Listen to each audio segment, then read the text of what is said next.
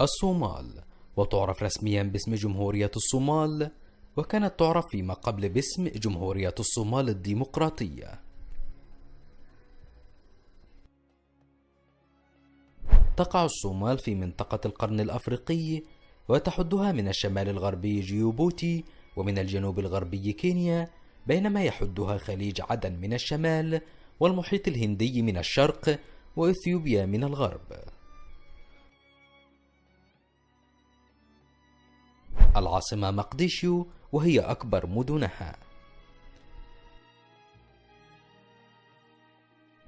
كانت الصومال تحت الاستعمار البريطاني منذ عام 1884 حتى أعلنت استقلالها في عام 1960، وبدأ التاريخ الصومالي الحديث. تبلغ مساحة الصومال 637,657 كيلومترا مربعا. اللغة الصومالية هي اللغة الرسمية للبلاد، وهي أحد فروع اللغات الكوشية، والتي هي بالتبعية فرع من فروع اللغات الإفريقية والأسيوية.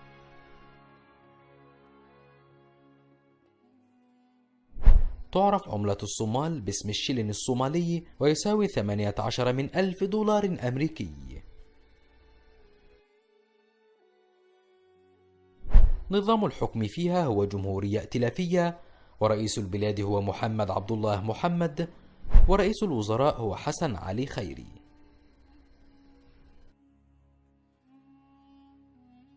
الجيش الصومالي أو القوات المسلحة الصومالية هي المؤسسة العسكرية النظامية في الصومال، تم تأسيسها في عام 1960 في عقب الاستقلال، وتم تسريح القوات المسلحة الصومالية في أعقاب اندلاع الحرب الأهلية، مما جعل البلاد بدون جيش نظامي بالمعنى المتعارف عليه. إلا أن الحكومة الفيدرالية الانتقالية بدأت في إعادة بناء قوتها المسلحة، والتي وصل عددها الآن إلى أكثر من 10,000 شخص، وتقع قيادة القوات المسلحة تحت سيطرة وزارة الدفاع الصومالية. كما تتبنى وزارة الدفاع إعادة بناء القوات البحرية، والتي تضم حاليا 500 فرد من عناصر مشاة البحرية تلقوا تدريبهم في مقديشو. كما تم وضع الخطط اللازمة لإعادة بناء القوات الجوية، وذلك من خلال شراء مقاتلتين جديدتين. علاوة على ذلك تم إنشاء قوات جديدة للشرطة، حيث تم افتتاح أول أكاديمية للشرطة في 20 من ديسمبر لعام 2005 في بلدة أورمو.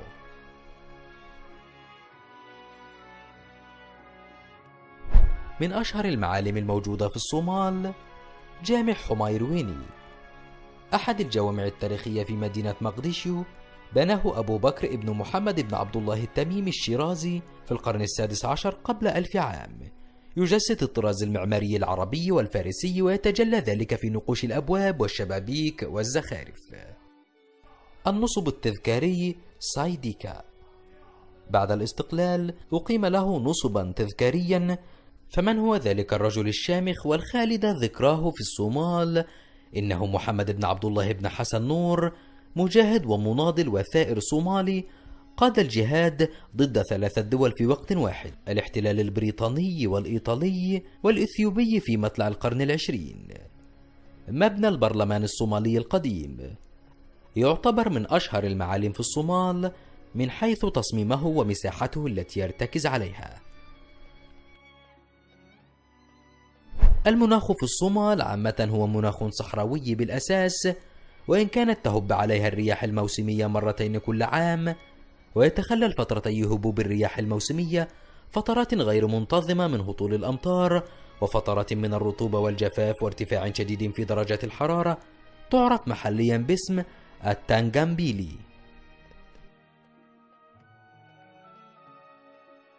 بلغ تعداد سكان الصومال في عام 2016 حوالي 14.32 مليون نسمة.